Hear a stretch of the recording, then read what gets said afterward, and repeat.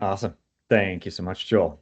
So the team on this grew, and I want to start by highlighting the really incredible folks behind this project. So just some of their names here up on the slide, and I particularly want to highlight the diversity of skill sets on this team because I really think this was just hugely integral to having a successful applied data science project. We work in a really highly technical field, and I think it's really the magical confluence of when the folks with the data science and statistics backgrounds, computer science come together with a domain expertise, and we certainly had that in spades on this project. Huge shout out to the collaborative effort and team on this one. So let me talking about watercourse crossings, pipeline watercourse crossings, and the hazards that we encounter there. So yeah, following on Brett and Blanca's sort of detailed investigation that was presented earlier today. Now, don't worry if you're not particularly interested in pipelines. I think the techniques I'll be talking about are super transferable to any domain, really. But I want to start with sort of a bit more explanation around how we have been assessing these hazards, what these field inspections that we've been doing over the past 20 years look like. So it usually starts with an engineer, usually two, getting in a pickup truck, driving often hours to a remote location, hiking in, sometimes for kilometers, often pulling on their waders or even inflating a small raft. And they make all these important observations about the crossing, the bed and bank material, channel geometry, how deep is the pipeline buried, right? These observations are then recorded in the Cambio mobile application on a tablet right there in the field.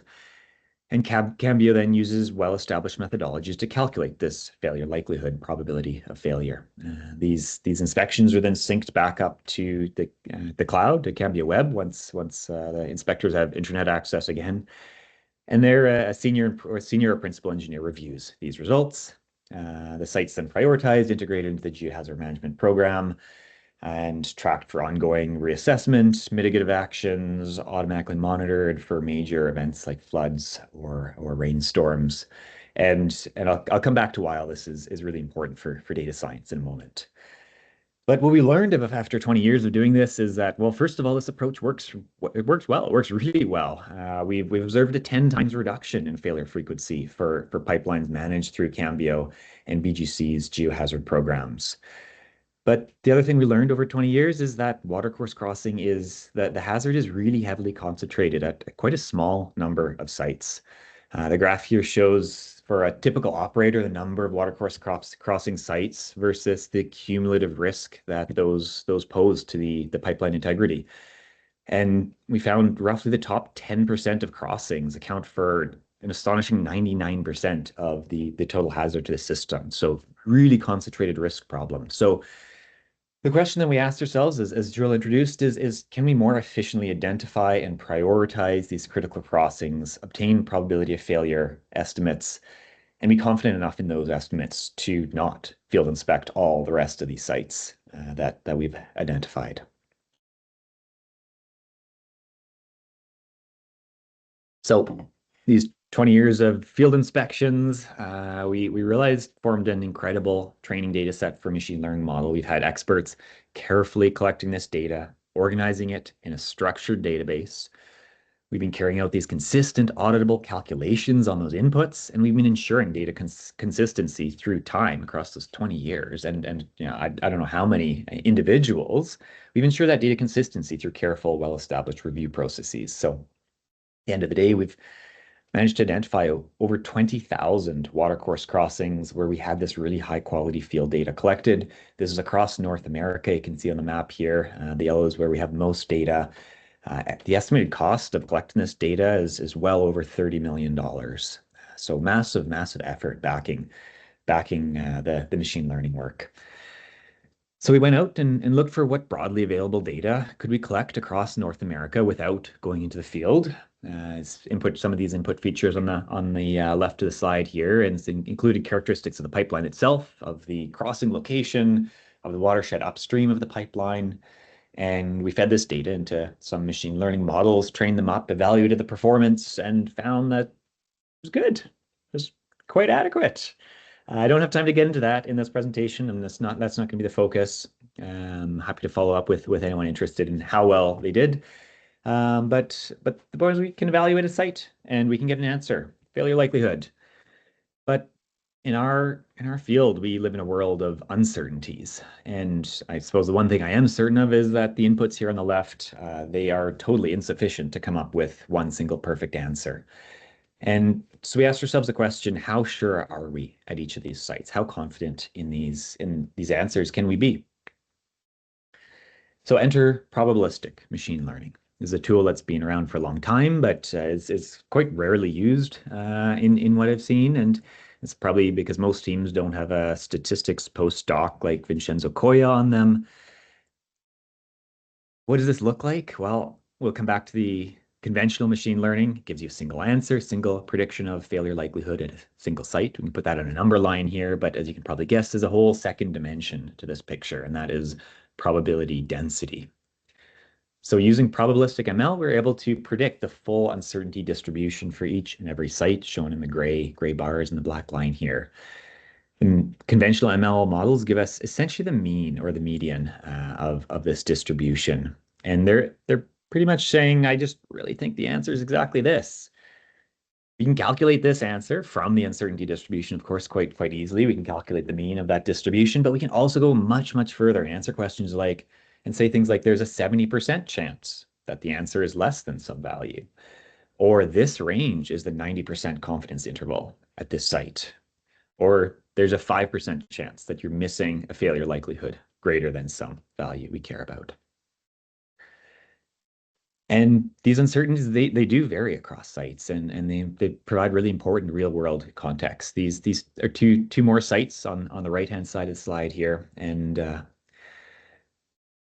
conventional ML shown on the red line would give nearly identical answers. In fact, the bottom site here would have a slightly lower predicted failure likelihood using conventional ML. But when we consider the uncertainty at each site, we can see that we should actually be much more worried about the site on the bottom, because the uncertainty there is much higher. And this is something that's very well captured by the teal bars here again, which is that conservative estimate, the conservative point on the distribution. This is the 70th percentile. You can take whatever you want, but by taking a more conservative estimate, we're able to, in a single value, capture that greater uncertainty and capture that the bottom site should, in fact, be prioritized much higher. The other thing that probabilistic machine learning lets us do is match our conservatism to the risk tolerance of our client or to the problem at hand. So these histograms now are not from a single site, but they're a selection of a point on the distribution of each and every site in our test set. The blue histogram, those are the field inspection results. That's not changing across these. It's consistent. Well, whereas the orange histograms is the distribution of all sites of the results based on the selection of a particular percentile. The left plot is the median. This is what we get from the conventional models. Well, there's a good center distribution. You can see on the right-hand side of these distributions, it's really noticeably failing to capture that upper tail of the highest failure likelihoods, which are the sites that we really care about. Taking the 70th percentile, in contrast, the distributions on the plot on the right side of this slide, these capture these critical sites at the upper end of failure likelihood much better. Yes, there's some overestimation at the bottom end on the left where the blue bar is peaking out, but this actually has no real impact on our outcomes. These are all just low priority sites. It doesn't matter exactly what their value is for us. So we're able to capture the ones, the higher failure likelihoods that we care about much better by taking a more conservative estimate from these distributions. Of course, we can take any point on these distributions, shown in the center animation, and we can evaluate the model performance of the model at any of these levels of conservatism. Still, there's something missing in this picture. This likelihood of failure, it's kind of an abstract concept. It's hard to relate to. It's hard to understand why did the model do well at this particular site or poorly at another. So we asked ourselves the question, why? Why are we getting these answers? And can we pull it apart a little bit more? Because we know that failure likelihood is calculated from these far more physically understandable components. We saw this animation earlier in Brett and Blanca's presentation, where increasing scour depths with increasing flood magnitude are exposing the pipeline at its particular depth of cover. And these are meaningful, physically explainable concepts that we can intuitively understand and we can validate and compare against the model results directly. can measure these in the field. And so we took the approach of modeling the uncertainty distributions at each of these component pieces separately. So those are the teal highlighted boxes here. These are what the machine learning models are actually predicting. Then those predictions we can then combine through the more traditional physically based calculations. We use Monte Carlo sampling of each of these distributions to combine them. And this approach lets us really understand much better what part of the modeling chain has the highest uncertainties and where perhaps did the model go wrong. Unsurprisingly, depth of cover is by far our weakest prediction target. We're the worst at predicting that. It's not bad, but it's the weakest. And so maybe we have the depth of cover measurements. And using this framework, we're able to actually replace one of these variables, depth of cover, for example, with observed or measured values, which is exactly what we were able to do recently for an operator who had as-built drawings of a newly constructed pipeline that included depth of cover on them. So we were able to replace the predictions with the actual observed, measured values in that case. So there's lots of other aspects to this project that I won't unfortunately have time to get into today, using explainable machine learning model architectures, robust testing and evaluation of the models, human review of the results, right? That human in the loop. But once we have these robust, explainable predictions, the results don't just sit in a spreadsheet. They're integrated directly into Cambio for active use in the hazard management program. This is a screenshot of Cambio showing that pipeline in yellow there, crossing over Watercourse, and the model results are at this crossing are recorded in a structured inspection form, complete with those uncertainty distributions and characterizations of uncertainty. The sites are prioritized and tracked through Cambio, included in automated flood and precipitation monitoring, so we can automatically reevaluate a site, maybe ground inspect it now if it does get hit by major weather event. And so by producing these explainable results with the well-characterized uncertainties, we're able to responsibly and confidently improve our efficiency and actually reduce our field inspection costs. In the end, we were able to reduce costs by up to around 90% for the half dozen pipeline operators that we've run this model for so far.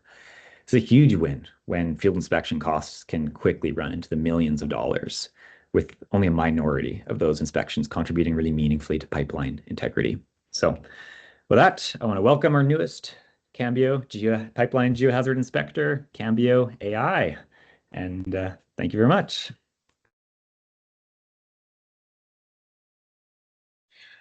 Thanks, Aaron, for the presentation. I'm looking at the Q&A right now, and I don't see any questions, so it must have been a flawless presentation. I've got a question though, Aaron. So it's clear that this project was successful, and we've seen it now applied to many operators' programs. There's an incredible amount of data in Cambio, having been a kind of the database of record for many pipeline operators for kind of well over 10 years. So I want to know, what are you working on next? What's the next gold nugget to be mined out of this huge data set? Yeah. Thanks, Joel. Well, a few exciting initiatives. We're working on mapping active landslides in LiDAR change detection. We're working on detecting landslide activity using INSAR data, looking at mapping landslides directly in LiDAR. Another one I'm really excited about on this vein as well is predicting bankfill width directly from LiDAR or imagery, because I mean we have so many, probably on the order of hundreds of thousands of bankfill width measurements in Cambio. So that's a few, and yeah, looking forward to talking more about them. The LiDAR change detection one, Corey Scheip is going to be presenting this afternoon, so I encourage you to check that one out if you can.